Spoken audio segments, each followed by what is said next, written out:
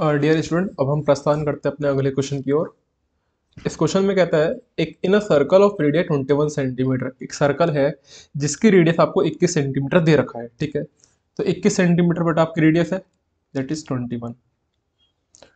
Subtended an angle, एक angle बनाता है, एंगल बनाता हो 60 डिग्री का, तो 60 डिग्री एंगल ऐसे बना दिया सेंटर से। Find the length of the arc, इसके दौरान यहाँ से इसने कितनी लेंथ ट्रेवल करी आपको वो बताना है। मान लेते हैं इसको लेंथ का नाम दे ए ओ बी। ठीक है, और ये पॉइंट कहीं भी है सी, तो A C B then R required arc है, हमको निकालना है। तो कैसा निकालेंगे बेटा? फर्स्ट निकालने से पहले सबसे आप लिखिएगा जो चीज़ हमको गिवन है। गिवन क्या है हमको? Radii of a circle, radius of a circle कितना दे रखा है अपने को? R is equal to 21 centimetre. Angle जो कि कितना है आपका? Theta which is equal to 60 degree दे रखा है। अब हम पहला निकालते हैं length of the arc. The length of the arc is equal to, arc की लेंथ क्या होती है? देखो आप सर्कल, एक सर्कल है, सर्कल का सरकमफ्रेंस ऐसे निकाल रहे हो। ठीक है, बट उसमें से कहता है कि एक छोटा सा आर्क जो बनाया, एक ऐसे एक आर्क जो बनाया वो बताना है। तो हमको पता है जो पूरा सर्कल बनता है, अगर एक सरकमफ्रेंस में पूरा सर्कल से बना तो 360 डिग्री बनता है। 360 मतलब 360 मिलता है। अब यहाँ पर क्या होगा? सरकमफ्रेंस का जैसे फॉर्मूला होता है बेटा 2 पाई आर, तो एज इट इज आ जाएगा। और 360 में से कितना एंगल बना है वो ऊपर आ जाएगा, थीटा। थीटा कितना दे रखा है बेटा आपको? 60 अपॉन में 360 इंटू 2 इंटू पाई की वैल्यू बेटा क्या होगी आपकी? 22/7। और रेडियस इज व्हाट? जो 21 सेंटीमीटर। Got it? इस जीरो से जीरो कैंसिल आउट हुआ, 6 के टेबल बेटा 6 बार पे। ठीक है, 7 की टेबल बेटा 3 बार पे गए ये, तो हमारा क्या बचा? और 2 के टेबल में बेटा गया 3 बार पे, तो हमारा आ जाएगा 22 into 3 which is equals to 66/3। ठीक है, और 3 से ये दोबारा कैंसिल आउट हुआ, दैट इज द 22। तो लेंथ ऑफ द आर्क कितना निकल के आया? 22 सेंटीमीटर। इसके बाद पूछता है क्या है अपने से? Area of the sector formed by an arc, इस आर्क ने कितना एरिया कवर करा आपको वो बताना है। तो सेकंड चीज लिखिएगा यहाँ पर, area of the sector formed by an arc, arc के दौरान कितना हमारा एरिया बैठा।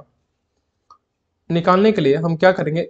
ए ओ बी सी, जो हमारा ट्राइंगल में जो इतना जो एरिया कवर है, ए ओ बी सी, ठीक है, जो आर्क यहाँ पर बैठा, फॉर्मूला क्या बनेगा?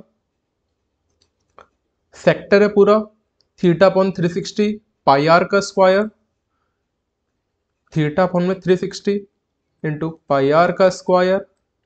थीटा की वैल्यू बेटा कितनी दे रखी है आपको यहाँ पर? 60 डिग्री अपॉन 360, पाई की value 22/7। Radius is what? 21 into 21। Got it? इस जीरो से जीरो कैंसिल आउट, 6 के टेबल में 36 आया 6 बार पे। 7 के टेबल में 3 बार पे कटा, 7 3 21। 6 के टेबल में ये कटा हमारा 2 बार पे, और ये कटा बेटा ये 11 बार पे। ठीक है, तो 11 इंटू 21 आया कुल मिला के। तो जब हम 21 की मल्टीप्लाई 11 में कर दो, 21 इंटू 21, तो आपका आया बेटा 231, 231 सेंटीमीटर स्क्वायर आपका एरिया आ चुका है। यहाँ तक कोई डाउट है तो पूछो। क्लियर है कॉन्सेप्ट? सबसे पहले बेटा आप ये पूरा उतार लो, नोट डाउन कर लिया आपने? अब हम आगे मूव करते हैं।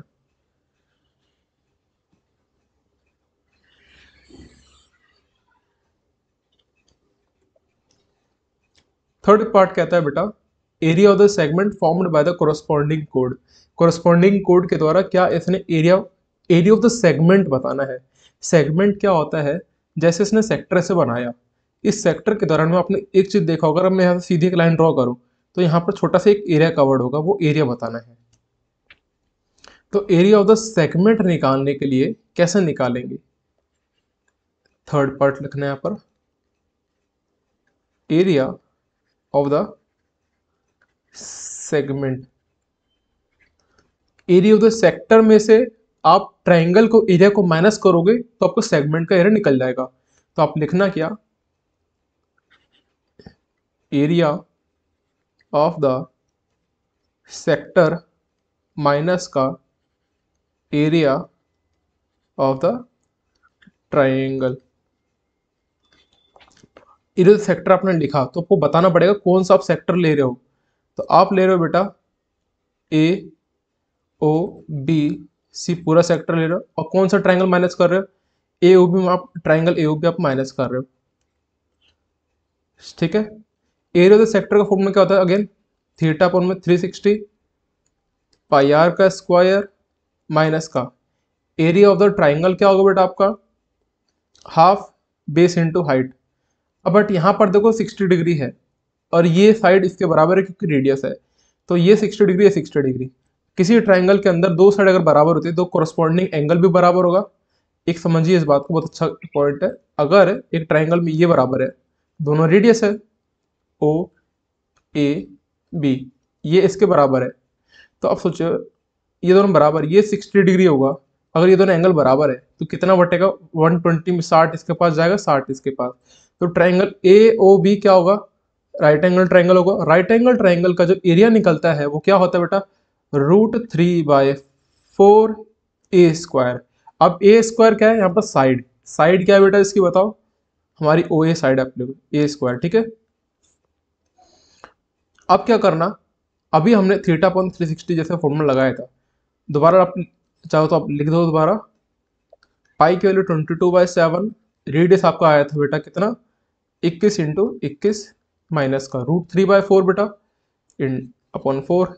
ओ ए कितना है आपका, 21 सेंटीमीटर रेडियस है। ठीक है, यहाँ पर आप कैलकुलेट कर लोगे इस चीज़ को क्या, हाँ जैसे हम चलो कैलकुलेट करके बता दे दो। 0 से 0 कटा, 6 बार पे, 7 के टर्म में 3 बार पे कट गया, 3 के टर्म में ये बेटा कटा 2 बार पे, ये कटा बेटा 11 बार पे, 11 इंटू 21, तो बेटा आया था जैसे 21 इंटू हमने 21 करा था तो 231 आया था यहाँ का, तो माइनस का √3/4, और देखो 21 होगा बेटा 441 अपॉन 4 इंटू √3।